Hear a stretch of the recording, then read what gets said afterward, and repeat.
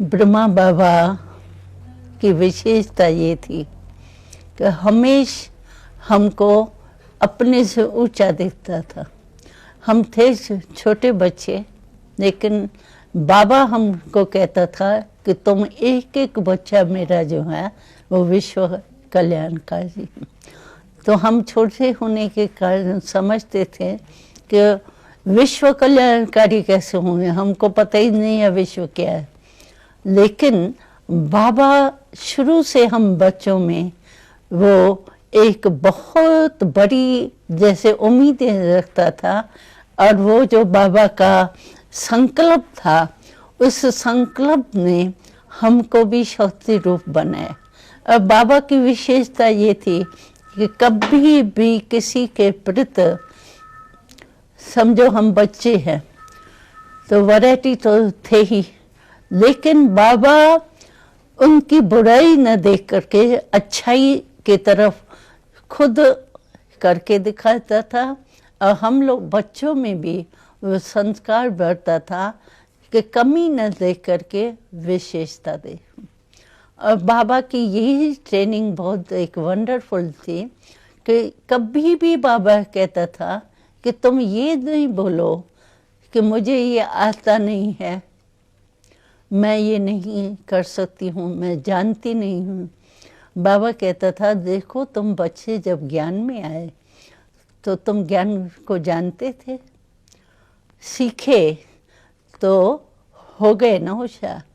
इसी रीति से कोई भी काम हो, चाहे स्थूल हो चाहे सूक्ष्म हो, लेकिन मेरे को नहीं आता है या नहीं शब्द जो है मैं नहीं कर सकती हूँ, मैं जानती नहीं हूँ, ये कमज़ोरी के शब्द जो है वो बाबा को बिल्कुल ही खराब लगता था।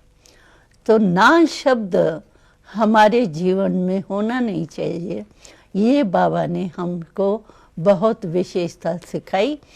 उसी विशेषता के आधार पर हम कहाँ भी कोई भी काम करते थे तो हमको ना नहीं करना है, लेकिन सीखना है और सीख करके करना है।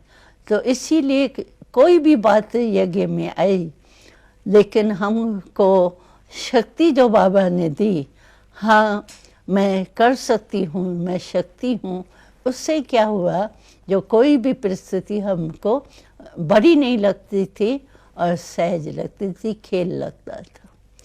और बाबा की विशेषता ये थी कि सबके प्रति जो है वो रहम दिल। चाहे बाबा ने कभी अपने पास्ट जीवन में कभी किसी गाली नहीं खाई, इंसल्ट नहीं देखी, लेकिन सभी बाबा यानी ब्रह्मा बाबा की पहली लाइफ जो थी, सभी बाबा से राय लेने के लिए बड़ा बुद्धिवान समझ करके रिगार्ड देते थे। लेकिन ज्ञान में परमात्मा की प्रवेशता के बाद बाबा के ही संबंधी बाबा की इंसल्ट करते थे, गाली देते थे। लेकिन हमने देखा कि बाबा को कभी भी गाली नहीं लगती थी। बाबा कहता था बच्ची ये अज्ञानी है ना, तो अज्ञानी के ऊपर वैसा है, इसीलिए उनके ऊपर रहम करो, ईर्ष्या नहीं करो, घृणा नहीं करो। ज्ञान में घृणा शब्द होता नहीं है। तो हमने देखा बाबा ने गालियाँ भी ऐसे सहन किए, ऐसे सुनी जैसे कि महिमा सुने। एक रस स्थिति जो है निंदा स्थिति में समान, वो हमने देखा। बाबा हमको ऑल राउंड बनाने चाहते थे, इसीलिए बाबा ने हम लोगों को शुरू से सब काम सिखाया। यानी बगीचे में काम करना वो भी सिखाया, और नौकर सब कुछ करे, हम शहजादियों माफिक चले, वो भी अनुभव कराया।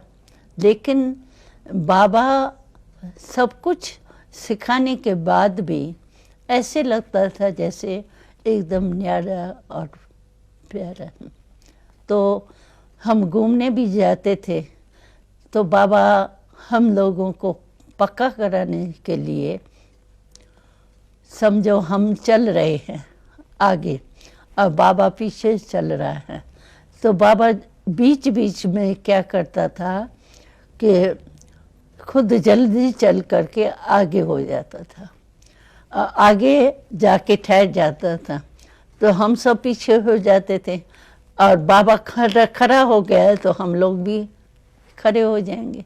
और बाबा फिर दृष्टि देख करके और पूछते थे, बच्ची अभी जो आप सैर कर रही हो तो अपनी बातों में थे या आत्म अभिमानी होकर के चल रहे थे?